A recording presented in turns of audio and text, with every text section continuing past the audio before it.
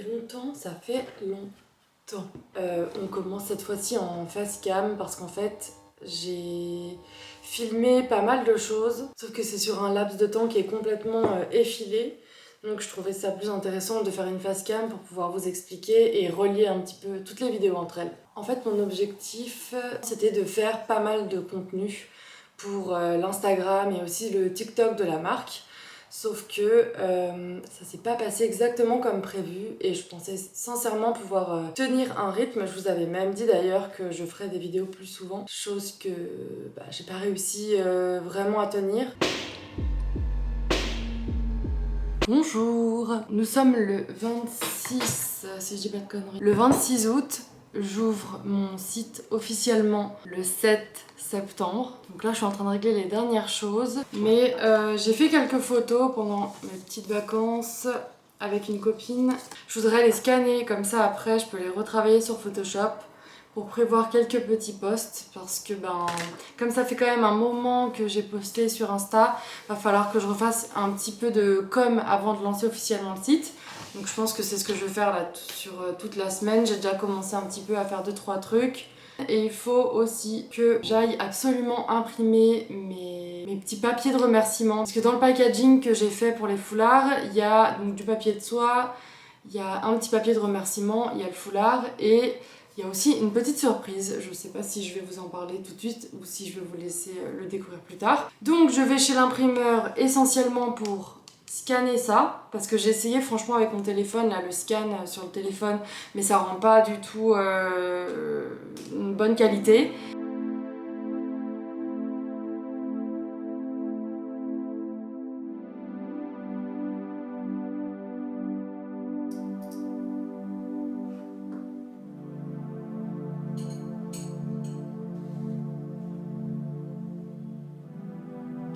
Je reviens de chez l'imprimeur, ça m'a pas coûté cher, trop bien.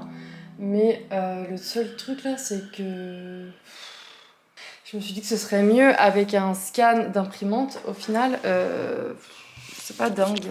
Je sais pas si on se rend compte.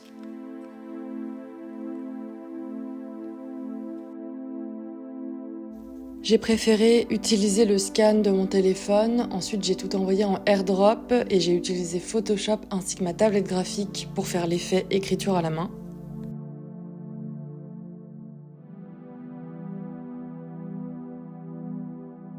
Voilà ce que ça donne, mes petites cartes de remerciement. L'impression, je trouve que ça va. Le seul problème, c'est qu'il n'a pas coupé correctement. Il manque... il va falloir enlever ça pour que ce soit pareil de chaque côté. Mais en vrai, ça va, je suis contente, ça rend plutôt bien.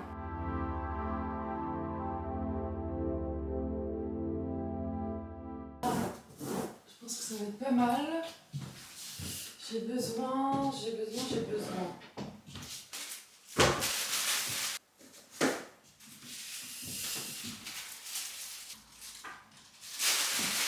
D'une clé et j'ai besoin d'un stickers.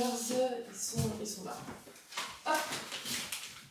Je vais essayer de faire un réel pour montrer comment je prépare mes boîtes, mon packaging, mes boîtes d'envoi. Donc voilà, j'ai tout préparé ici et je vais faire ça. Je pense que à la base je voulais le filmer. Je pense que je vais juste prendre plein de photos, les mettre les unes à la suite des autres pour faire un peu comme un stop motion. Je pense que ça peut être pas mal. Ça peut rendre un truc un peu plus sympa, un peu plus travaillé que juste se filmer en train de fermer une boîte.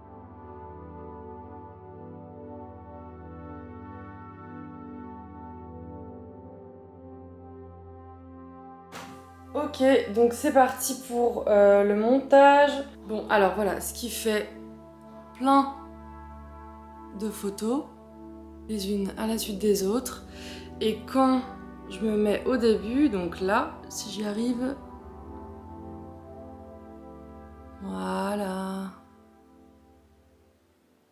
Je suis quand même hyper contente du rendu de mon packaging. C'était pas non plus vraiment donné de trouver des jolies boîtes comme ça. Mais je trouve que le rendu est plutôt cool. Le orange sort vraiment bien.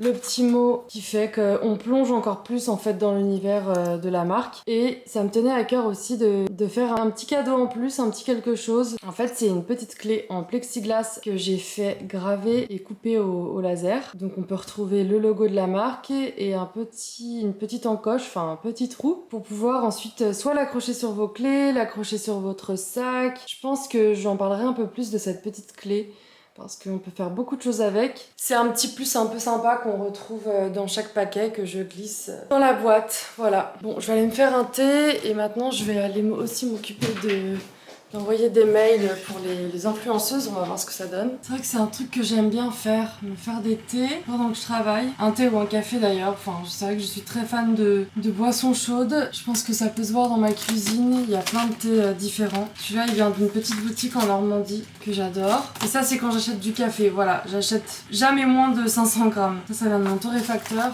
et ça change tout de boire du café de qualité, c'est des cafés de spécialité donc... on sent vraiment, je trouve, la différence. Bon, je sais juste pas si je prends une petite tasse, si je me fais un petit thé ou un big thé. Mais j'ai peur que ce soit un peu trop. Bon, c'est décidé, je vais me faire un de mes thés préférés. C'est Esprit de Noël, thé noir festif aux épices douces.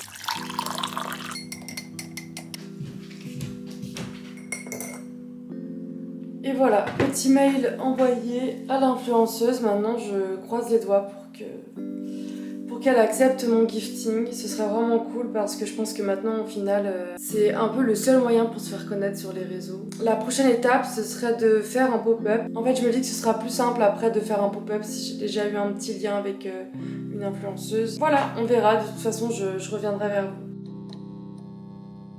Au mois de septembre, en fait, après les vacances, j'ai commencé par être hyper motivée, à me dire ok, après les vacances, je me remets sur Orange Motel à fond, je vais essayer de faire les choses en même temps, c'est-à-dire mon travail que j'ai actuellement, plus Orange Motel à côté. Et ça commençait plutôt bien. J'ai réussi à faire quelques contenus, en vrai pas suffisamment pour que ce soit très impactant. Et puis j'avais même réussi à contacter une influenceuse pour pouvoir lui envoyer un colis, potentiellement en faire peut-être la promotion. L'agence me répond, me dit ok, pas de souci, tu peux nous envoyer le foulard, machin.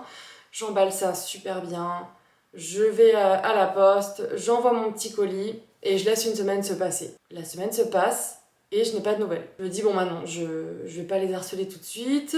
J'attends la fin de la semaine, j'envoie un mail à l'agence pour lui dire est-ce que vous avez bien reçu mon colis, est-ce que ça plaît, etc. à l'influenceuse. Je regarde en même temps le suivi de colis et je vois que ça a bien été récupéré en effet par un gardien ou par un voisin. Et donc cette personne-là me répond en me disant qu'elles n'ont jamais reçu le colis. Donc elles sont allées vérifier auprès du gardien, auprès des voisins et en fait personne n'a jamais vu ce colis-là. En fait ça a été la goutte d'eau. Déjà que j'allais pas bien mentalement, ça a été la goutte d'eau qui a fait que vraiment là il fallait que je fasse une pause. Je me suis dit mais comment c'est possible que le sort s'acharne à ce point-là sur moi. J'ai pourtant tout bien fait, je suis sûre de l'avoir envoyé à la bonne adresse et en effet oui c'était bien la bonne adresse. Donc j'en ai un peu parlé autour de moi et tout le monde a dit oui peut-être que juste on te l'a volé, enfin elles veulent pas te dire qu'elles l'ont reçu mais elles l'ont reçu. Honnêtement je ne pense pas, je pense que c'est quelqu'un de sincère et je vois pas en quoi ça pourrait être intéressant pour elles de faire ça. Donc non, j'ai banni cette idée de ma tête, je sais très bien que c'est pas elles qui l'ont et qui veulent juste pas en faire la promo. Je pense juste que mon colis a été volé. Et vraiment, je me suis dit, mais Manon, tu n'as pas de chance, tu as envoyé ton colis, le premier colis que t'envoies, tu te le fais voler. Voilà, donc tout ça, c'est un petit peu arrivé en même temps entre mon travail qui se passait pas spécialement bien, les nuits que je faisais pas parce que juste j'arrivais pas à dormir, j'étais frustrée et en même temps les week-ends où j'étais chez moi et que j'arrivais pas à travailler sur Orange Motel parce que j'étais fatiguée et j'essayais aussi de me reposer. Je culpabilisais de pas avancer pour Orange Motel et voilà, j'ai eu un peu un trop plein, ce qui fait que j'ai eu vraiment besoin de faire une pause pendant quelques mois. Donc voilà, avant de reprendre les vidéos sérieusement en 2025, j'avais envie de commencer par ça, faire un vlog un peu récap pour vous expliquer ce qui s'était passé les derniers mois et pour pouvoir aussi documenter cette phase-là de l'entrepreneuriat qui est pas toujours facile, où il y a beaucoup de remises en question, où parfois on se prend des claques en pleine face. En fait, je me dis aussi que Oui, certes, c'est compliqué d'allier les deux casquettes, celle du CDI et celle de Orange Motel, de créatrice de marque. Mais c'est vraiment ce que j'ai envie de faire. Donc, si je peux vous passer un message, même si c'est compliqué, il faut au moins essayer. Il faut pas avoir de regrets.